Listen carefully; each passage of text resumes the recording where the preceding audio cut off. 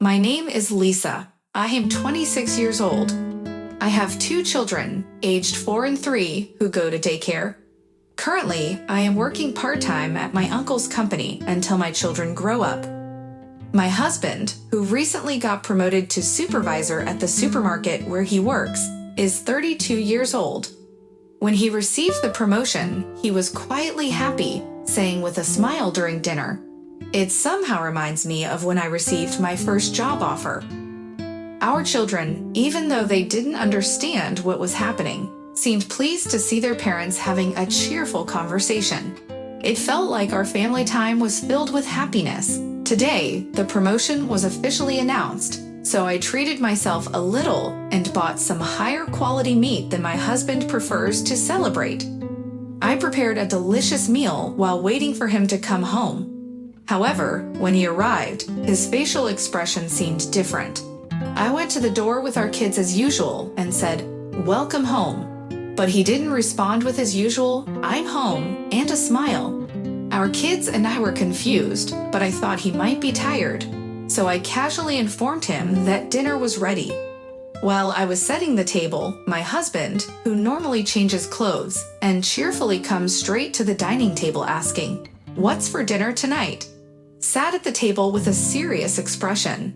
And then, looking at the food laid out on the table, he said, "Hey you, is this meant to be my celebratory meal?" I couldn't believe what I was hearing. That's because he has never, I was previously referred to as you. Our children were unsure how to react to this unfamiliar version of their father and became silent. Sensing the atmosphere deteriorate, my spouse continued to express sentiments such as, "You failed to comprehend how remarkable I am. I exerted great effort to attain the position of supervisor. Do you grasp that?" Seemingly displeased with what he perceived as a lack of respect from me, I did not want the celebration to sour. Moreover, I wanted our children to remain calm, so I attempted to appease my husband. "I apologize. Thank you for consistently working diligently for our benefit. We genuinely appreciate it," I assured him. He appeared somewhat improved upon hearing my words, so throughout the meal, I endeavored to interject expressions of gratitude and appreciation into our conversation. However, he persisted in stating things like, "This meal fails to suffice for my celebration." I felt disheartened because I had indulged in expensive meat that we do not typically purchase and prepared dishes that my husband enjoys, believing it would bring him happiness.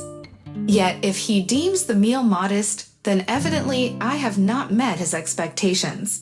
I ruminated on this thought and made an effort to calm myself. I surmised that his peculiar behavior may be attributed to exhaustion from his first day as a supervisor and hoped that he would return to his usual self the following day. After the meal, I commenced cleaning up, relieved to see my husband engaging in conversation with our children on the couch as per usual.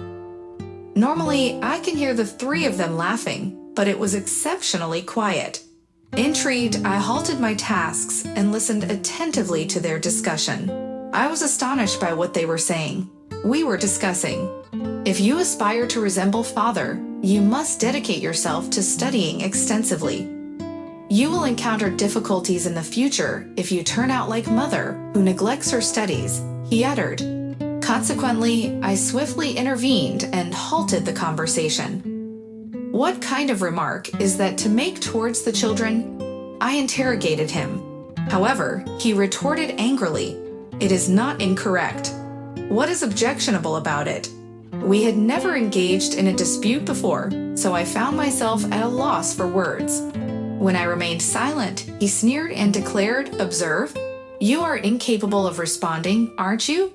You would be unable to survive without me, wouldn't you?" I inquired of him, "What has come over you today? Your behavior is peculiar. You are not accustomed to uttering such things, are you?" Yet my spouse merely retorted, "I am merely expressing my long-held thoughts. I detest the fact that you believe you are on equal footing with me." He conveyed the notion that the individual I knew until yesterday was not his authentic self, but rather a facade he had been projecting. It was only then that I realized the individual standing before me was my husband's true essence. I was overcome with an emotion I had never experienced before. A combination of apprehension, sorrow, and frustration at this astounding reality.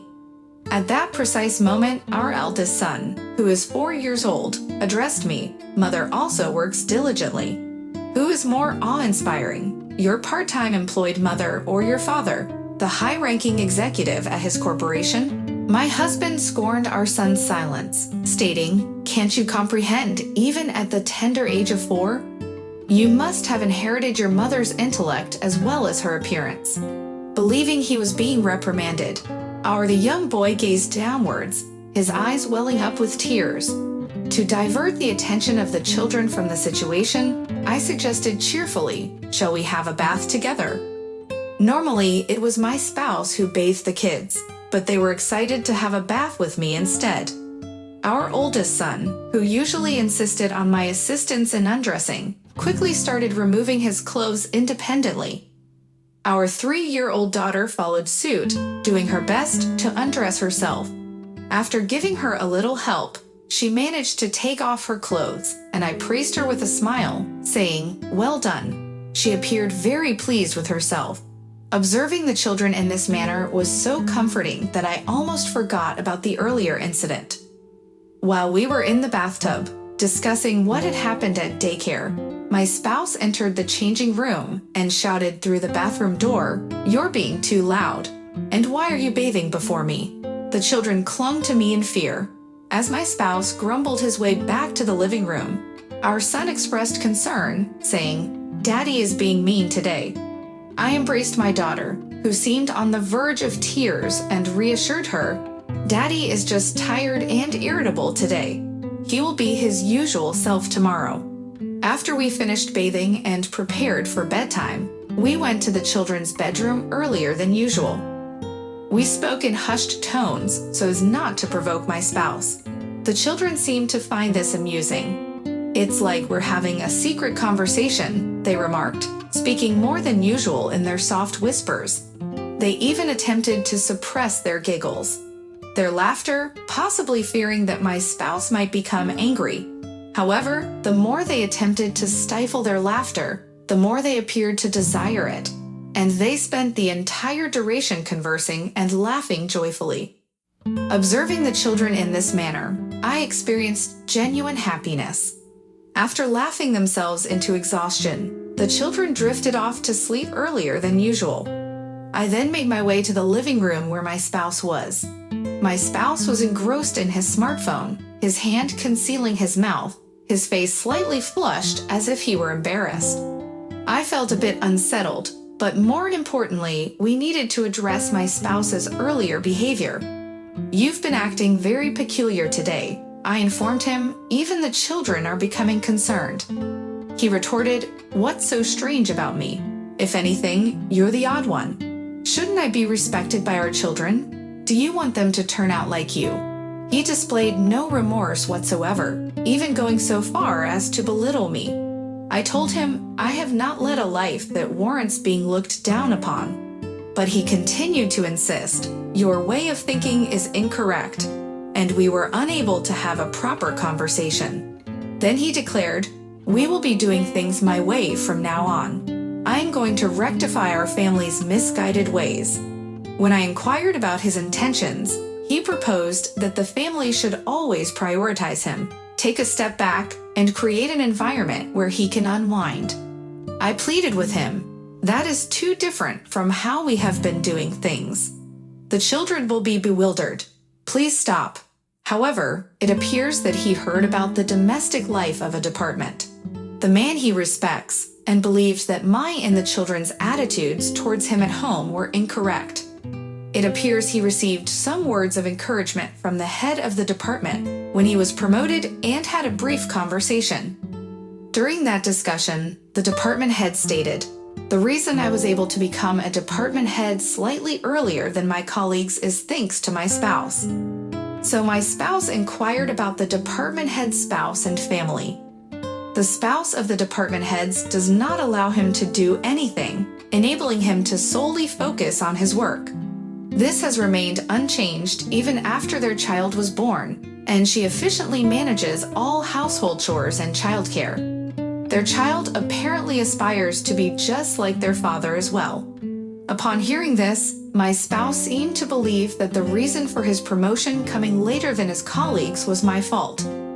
He now believes that if he can make our family resemble the department head's family, he can catch up with his colleagues and get promoted earlier. I did not vocalize it, but I personally thought that it was not my fault, but rather that his work was not being appreciated. I suddenly felt so exhausted. As I was heading to the bedroom to sleep, my spouse stopped me.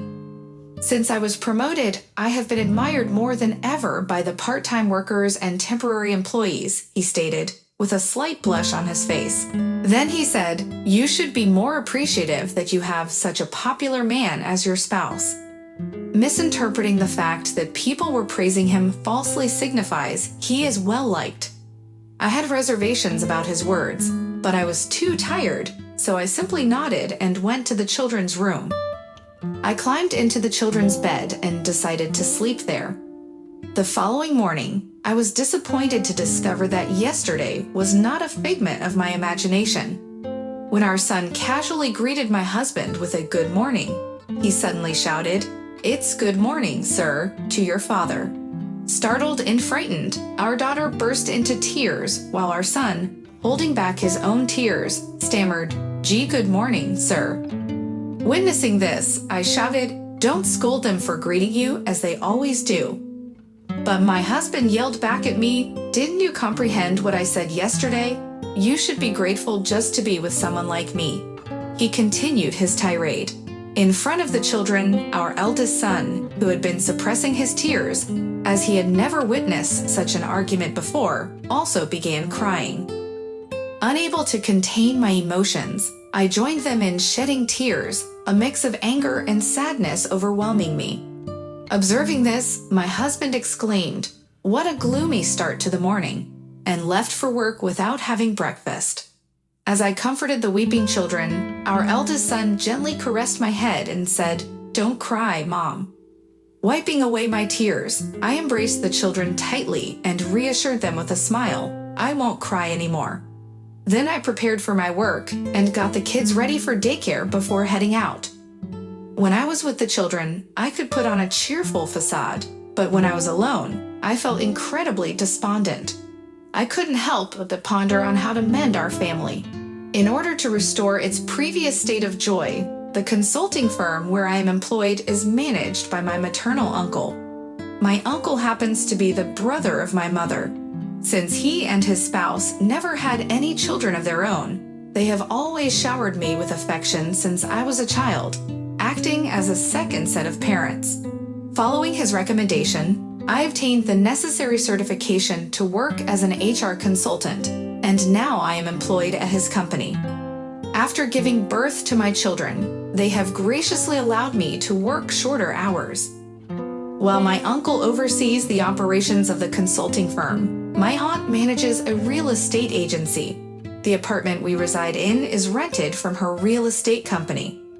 Upon arriving at work, my uncle noticed the tear stains on my face and expressed his concern. I shrugged it off with a smile, stating that I couldn't help but shed tears when I bid farewell to my children at daycare. However, I believe my uncle saw through my facade. Kindly, he told me not to hesitate to reach out to him if I needed anything, while patting my head. Once again, I held back my tears and proceeded with my work.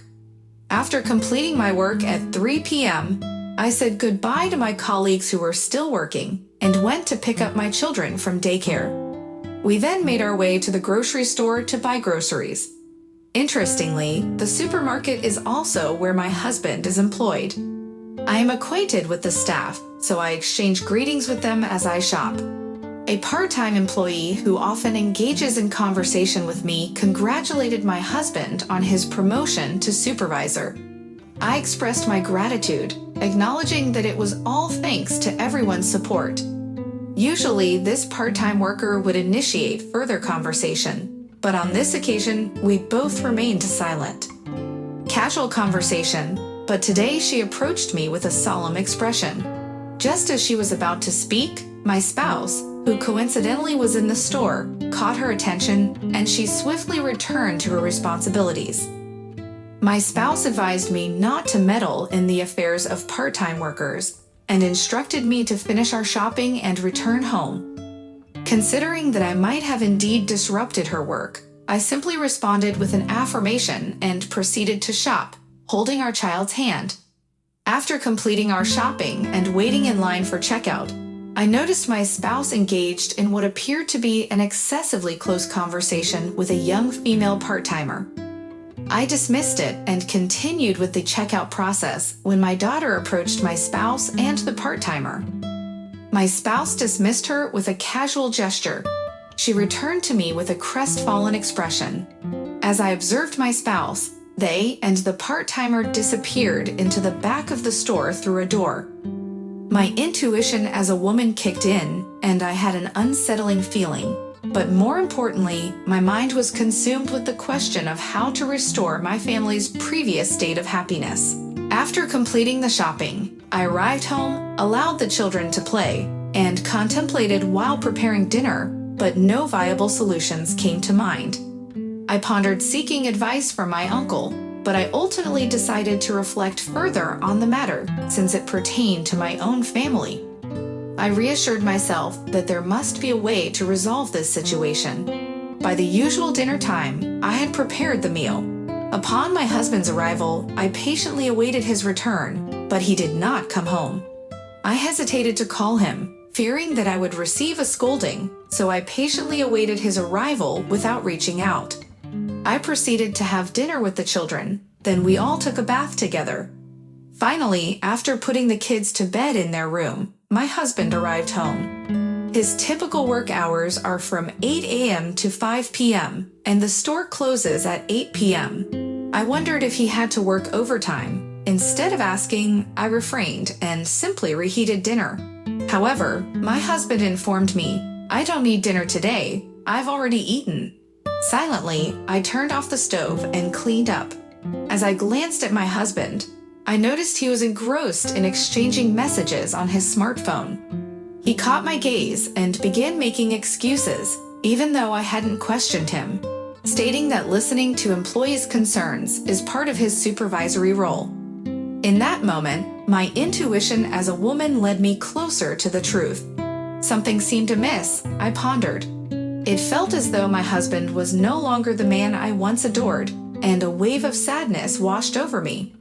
My heart throbbed with pain, my pulse quickened, and I felt a sense of suffocation. Restoring my once happy family seemed impossible alone, as my suspicions of my husband's potential infidelity grew stronger. The prospect of rebuilding a joyful family appeared to be slipping away. My legs trembled uncontrollably. With that, I bid my husband goodnight and decided to sleep in the children's bedroom once again. However, sleep eluded me and morning arrived. The children recalled the events of the previous morning and remarked, "Greetings." Respectfully addressing their father, I bid farewell to my spouse as they departed for work after our morning meal, wishing them a pleasant day. Throughout a restless night, my thoughts were consumed by the desire to restore harmony within my family. In order to achieve this, I concluded that it was necessary to rekindle my husband's affection towards our household. As a result, I made the decision to dedicate more time to honing my culinary skills and exerting greater effort in domestic chores, with the hope of regaining his sentiments. However, my husband began arriving home late almost every day and ceased partaking in meals at our abode. Recognizing that it was not prudent to confront him at that moment, I refrained from discussing the matter with him. No, perhaps I was apprehensive about discovering that my husband's affections were no longer directed towards me, and I may have been unwilling to hear any harsh words from him. Consequently, I started avoiding conversations as much as possible. One day, while I was sleeping in the children's bedroom as usual, I overheard a conversation taking place in the living room, seemingly involving my husband and another individual. Despite acknowledging that eavesdropping is ill-mannered, I discreetly approached the living room door and listened to their exchange through the closed door. "It's all right, Mary. She won't discover anything." "My wife is completely unaware," my husband uttered. It became evident to me that the woman occupying my husband's thoughts was Mary. "I truly love you, Mary," he confessed. Remaining remarkably composed, as if I had resigned myself to the notion of reclaiming my husband's affections, I abruptly swung open the door and confronted him. "What do you signify by renounce your family? Are you implying that you will forsake not only me, but also our children?" I shouted at him. My spouse swiftly ended the call, his countenance slightly flustered, but in the next moment, he adopted a defiant stance. "It would be challenging for you to handle 2 kids if we were to divorce, so just silently acknowledge that I am seeing someone else." He uttered, "What are you uttering? There is no way I can embrace that. It is not a parent's role to discuss abandoning their children." I could no longer contain myself, even though I was concerned about waking up the children. I couldn't remain composed, and my voice escalated towards my husband. My husband, who had never witnessed me argue back so vehemently, was taken aback, but he took a deep breath and retorted, "Who do you think you are, working part-time? If you resent it so much, stop depending on me. Do not you dare defy me." The next moment, our eldest son approached my husband and exclaimed, "I detest you. Leave." My husband said to our eldest son, "You all are the ones who should depart." I stood in front of our son and stated, "Do not be so harsh on the kids." I thought our son would burst into tears even more, but he was glaring at my husband with an enraged expression. My husband retrieved an envelope, presumably from the government office, from his bag and handed it to me with a sneer. Inside the envelope was a divorce document. "You all leave. I will give you 2 days. Depart by then." Uttering that, my husband packed his belongings and left in the car. I embraced our eldest son and expressed, "Thank you for defending me." In response, he expressed his dislike for anyone who mistreats our mother and began to weep. Upon entering the bedroom where our son and daughter were, our daughter leaped out of bed, embraced me tightly, and began to tremble as tears streamed down her face. I addressed my children, "Shall we relocate to a place where it's just the 3 of us, without our father?" As I spoke, my own voice quivered with emotion. Without any hesitation, the kids responded, saying that they did not wish to remain in this frightening environment and that they did not need their father. It is possible that their decision as young children may change in the future. However, living with someone who readily declares that he would abandon his own children for the woman he loves will never lead to the happiness of the children. On the contrary, it may cause them both physical and mental harm. I believed that the top priority was to separate the children from their father as soon as possible. Despite the late hour, I made a phone call to my parents and divulged everything that had transpired. My parents urged me to come home immediately, but I declined their offer as it would take 2 hours to travel from my current location. The reason being that I genuinely enjoyed working at my uncle's company, and I believed that a complete change in environment would not be beneficial for the children. Furthermore, they had formed strong bonds with their friends at the daycare center and eagerly anticipated attending each day. Thus, I could not make the immediate choice to return to my parents' house. I sought guidance from my uncle and informed him of my intention to rent an apartment nearby. In my family, there is a real estate business owned by my aunt. Although my parents were concerned about the situation, they decided to visit my uncle and aunt together the next day. When the day arrived, my parents went to my uncle's company and pleaded on my behalf, with my aunt present as well. They assured me that they would arrange for me to rent a room. Since I was busy with work, I asked my parents to handle the preparations for moving and picking up the children from daycare. I informed them that I would be returning late and went to work. After finishing my shift, I went to the supermarket where my husband is employed and informed him that I agreed to proceed with the divorce. I mentioned that I would be going to the county clerk's office to submit the necessary paperwork. At that moment, a part-time worker who seemed to have something to say approached me. She led me to the restroom and finally conveyed her message, which she had wanted to share earlier. Due to certain circumstances, I couldn't reveal this before, but it appears that your husband is pursuing a part-time girl. I inquired if the girl's name was Mary. The part-time worker appeared surprised and asked how I knew. I explained that my husband had already informed me about their relationship. She then mentioned that she would contact this Mary girl and left the restroom. I waited for Mary with mixed emotions. Eventually, Mary, a girl with an adorable face, arrived alone. She informed me that my husband had threatened her by saying, "I will terminate your part-time contract if you don't cooperate with me." He also pressured her into exchanging contact information, to which she reluctantly agreed. After that, she began receiving messages from him at all times. She informed me that he would wait for her near the entrance for employees until her late shift ended every day and would ask her to go to the diner, which was inconvenient for her. What was even more alarming was that on Mary's days off, he would approach her house and instruct her to come outside. She found this situation terrifying, if it was indeed true, and showed me all the message content as proof. I comprehended that Mary's statements were accurate, and I informed her that my spouse had informed me about his involvement with Mary, which was not the reason, but I would be initiating divorce proceedings afterwards. Mary expressed regret for not informing me about this sooner, but I assured her not to worry, as the divorce was inevitable. For some unknown reason, we connected and exchanged contact details, then departed from the restroom. I searched the store for my spouse. However, I was unable to locate him, so I proceeded to the employee entrance and decided to have him paged from the office. My spouse approached me with a smirk and said, "So you've come to your senses.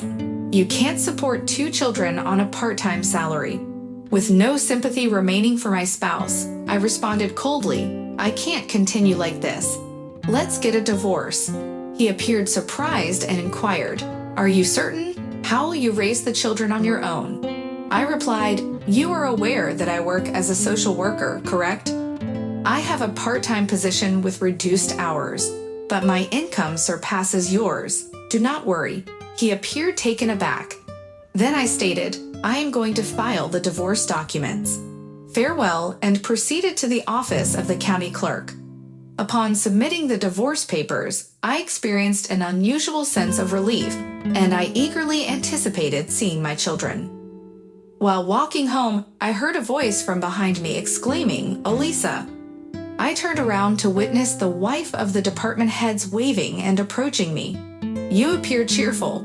Did something positive occur?" she inquired. "Well, it is a somewhat lengthy tale," I began, and she kindly proposed that we go to a cafe to converse. I had hoped to see my children, but I also believed it would be best to inform her about my divorce. Thus, we ventured to the cafe together. I informed my parents I will be delayed. I have some matters to discuss with the wife of the department heads before settling down at the cafe. I also disclosed to her the details of my divorce and the reasons behind it. She seemed astonished upon hearing this. "Oh, it seems like you have only been presented with an embellished version of the story," she remarked. According to her, the department head is rather inept outside of work. He is so clumsy that even when he attempts to assist with household chores, it only results in more work for her. For example, he would break dishes while washing them due to his hands slipping from the soap. He would hang the laundry without removing the wrinkles, and he nearly caused a fire by overheating the pan while cooking. So she advised him to solely focus on his work.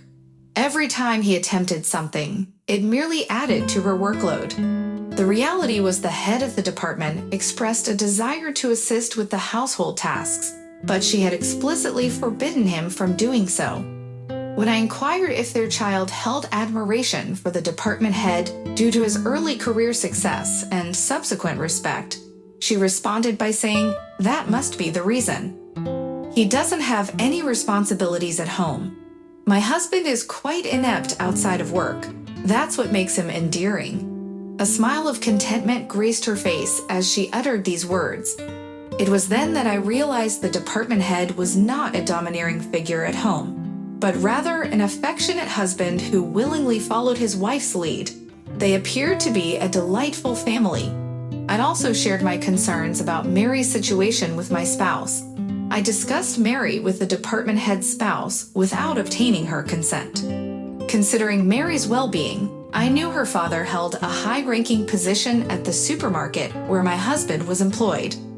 I was certain that her husband, driven by ambitions for promotion, would yield to pressure from higher authorities. The department head's wife acknowledged that if this were true, it would constitute a violation of company policies and necessitate an investigation. Thus, our conversation came to an end. Before parting ways, she reassured me by saying, "You and your children deserve happiness. If anything arises, please inform me." We exchanged contact details. Upon returning home in haste, I discovered that the house was already vacant. We had completed the preparations for our relocation. "Let's proceed to our new residence," he declared. Subsequently, we entered the car and embarked on our journey towards the new house.